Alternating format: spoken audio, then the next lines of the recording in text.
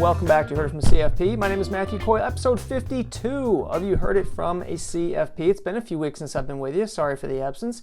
Had a couple emails wondering where I was. Yes, I'm fine. Just taking a little travel time. I started a new hobby. I went on a couple trips. I watched the market come back. It's been a very interesting last 3 weeks. Let's talk about today's topic on You Heard It, which is why the market goes up. We'll get back to talking about the markets here again. And I got an email question from someone like a week or two ago about why does the market go up over time? Why is it? What is the function that drives the market higher? I was trying to get this person to invest some money. They're fairly young. And they asked me the question, very simply, why does the market go up? Let's talk about it. Okay, well, we will start episode 52 with posing a very simple question. Why do markets rise? Why is it that over the long term, not in the short run, all bets are off, but in the long run, why do markets go up? It's a very fundamental question, very simple question, and it was a question posed to me in an email from a young person I was working with, and we were trying to get them started on their savings plan, and the person said a very simple thing: why do markets rise? Just kind of curious, why do they go up? What forces them to go up over time? Because even a casual observer of the market knows that over the long run, the S&P 500, we'll just use that as an example, one example, but the equity markets in general, why does an index like the S&P 500, the 500 largest publicly traded stocks, why does that index or other indexes like it, whether it's small cap, mid cap, large cap, foreign stocks, whatever, why do they rise over time? What causes that to happen? Well, I've got 4 things we'll talk about. I'm going to keep this video relatively short. It's late summer. Kids are about to go back to school. You're probably on vacation. We're not going to spend too much time, but we're going to cover basically, 4 reasons. 4 reasons. Why does the market rise? Let's dive in. Number 1, inflation.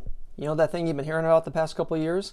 There is a positive side to it, and it does boil down to being the difference between being a saver and an investor.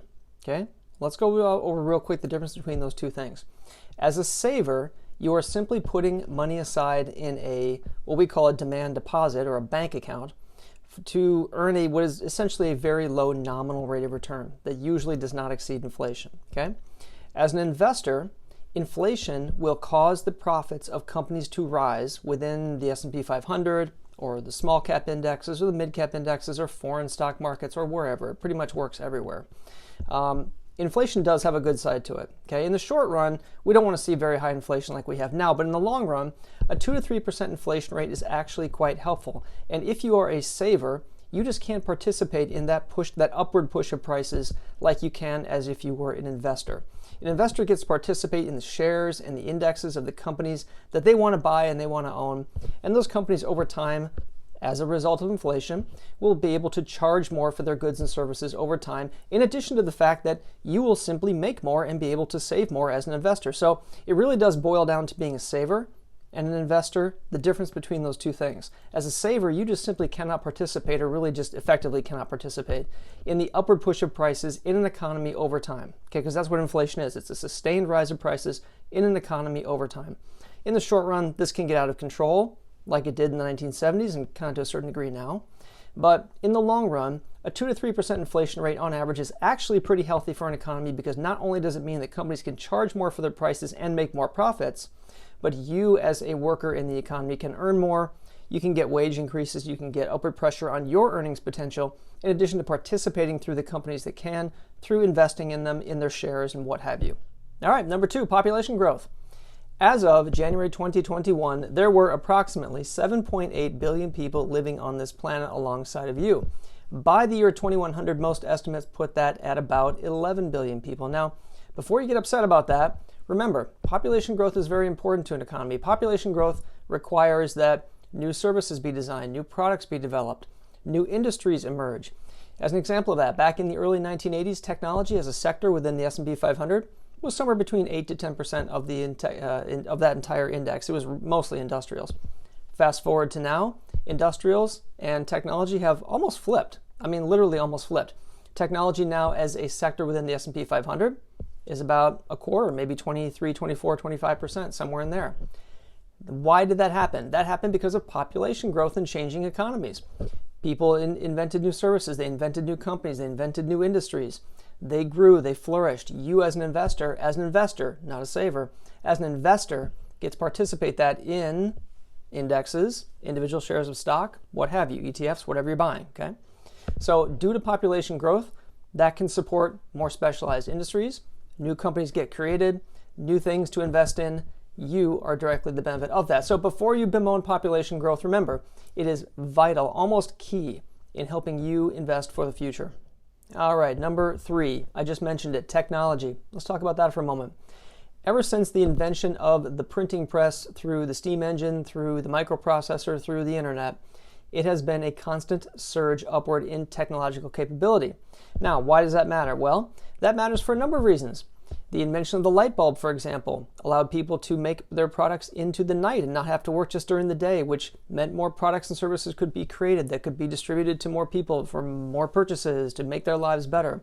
When the invention of the microprocessor came on board, we didn't have to wait days for mail to get someplace. We could send an electronic communication more quickly, so we could communicate faster, we could transact business faster, companies could be more efficient.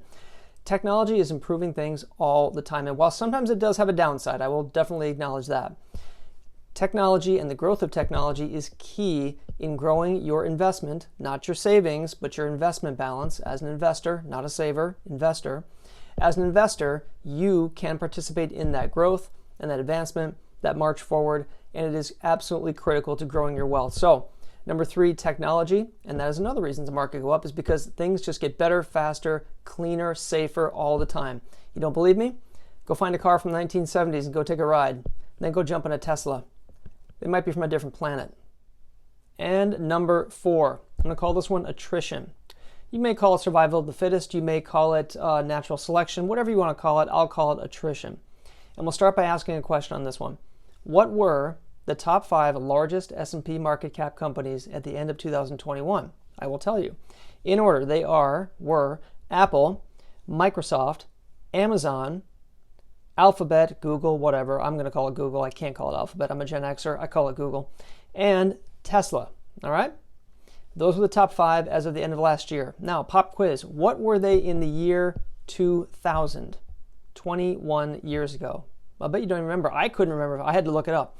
Here they are in order: General Electric, Exxon, Pfizer, Citigroup, and Cisco. I actually looked this up. Exxon was actually the largest market cap stock until 2013.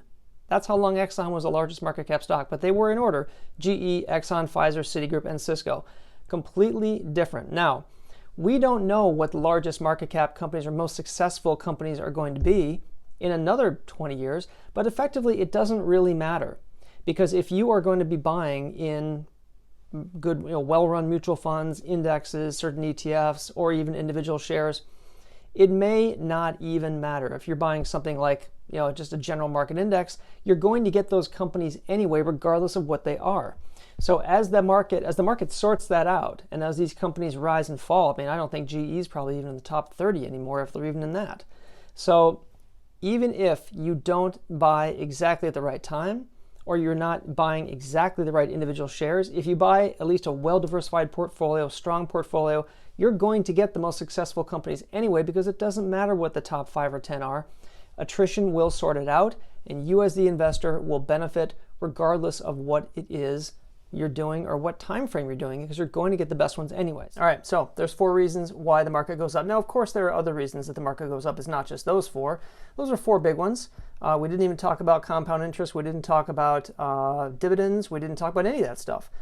So had you invested in the S&P 500 over the last 30 years, say from 1992 to 2021, the average return was 10.66 according to S&P.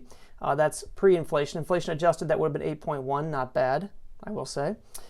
Whatever that total is, I'm not going to take the time to calculate it right now, but I will put it up on the screen here when I edit this video. So there it is. There's your total. $5,000 per year invested in the S&P 500.